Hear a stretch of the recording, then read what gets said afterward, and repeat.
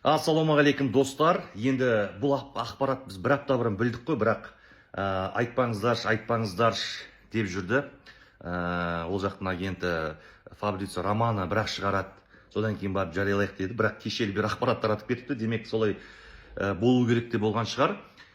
Виктор Мозес жайлы Қайсарға келуі, енді ол былтыр Лутонда болған, ағылшын премьер лигасының чемпионшипында ойнады, кейін жаршы ойнаған жоқ. Енді бапкермен клубпен кішкене әңгімесі жараспағаннан кейін артынша ол кетіп Пирло шақырған араб еліндегі клубқа бара жатқан кезде мінекей Қайсар тартып алып кетіп отыр ғой.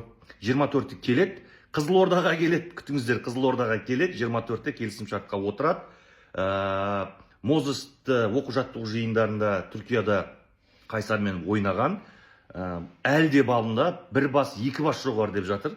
Сол жақтағы жігіттер барлығы басын ұстап жатыр екен, не деген мынау бабында, мынау кәдімгі Виктор Мозес қой деп.